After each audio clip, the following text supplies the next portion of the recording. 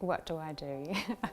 I am Simone Linehan and I've been a graphic designer for probably about 28 years and also a visual artist for less time, but increasingly I'm becoming more of a visual artist as that is my absolute passion.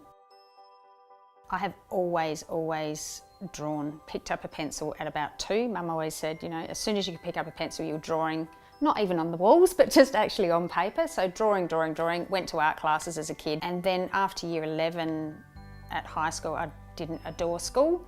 And, you know, I was okay at school, but Mum actually pulled a little ad out of the newspaper and it was for a graphic designer, junior graphic designer position. And she said, I think you'd be quite good at this. And I actually had a bit of a folio going because my dad had become a graphic designer. And I got that job, and then it just snowballed and I kept doing it, and then I kept painting, kept drawing on the side, and a lot of my illustrations were in my graphic design work as well.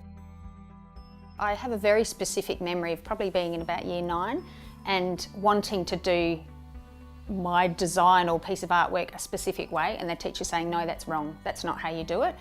And I actually really remember thinking, I thought art was individual and I thought that it came from here and not there.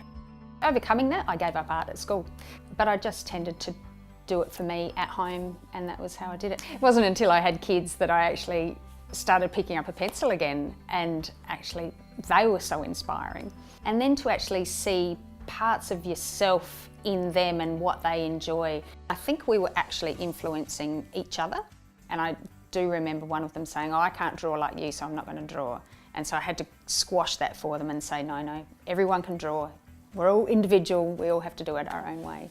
I actually do completely believe that every human being is creative. It's just where it comes out, and my creativity comes out in visually. I love colour, I love nature. Nature is creative to me. Acrylic paints are probably my absolute fave, only because of the strength and the depth of colour that you can get from acrylics, and that you can layer and layer and layer.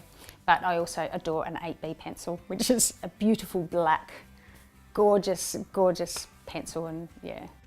I would probably call myself a bird nerd. I have just started painting birds and flowers and, you know, flora, fauna.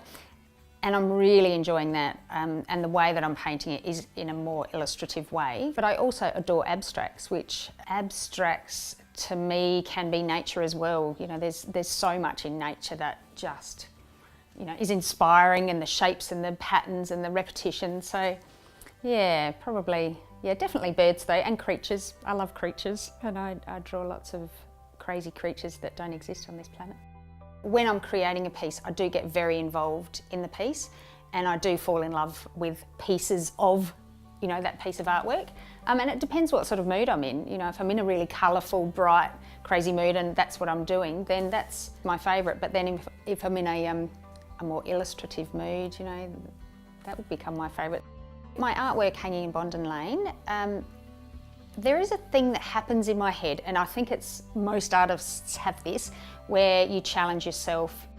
There's a thing that you feel like you're not a proper artist unless maybe you're painting very realistic, very, you know, highly rendered, hyper-realistic paintings, which I don't do. And so I thought, well, I'm not that. I'm very graphic, I'm very illustrative. I like bold, flat colours, so I actually just put what I was feeling and who I thought I probably was as an artist straight on the canvases.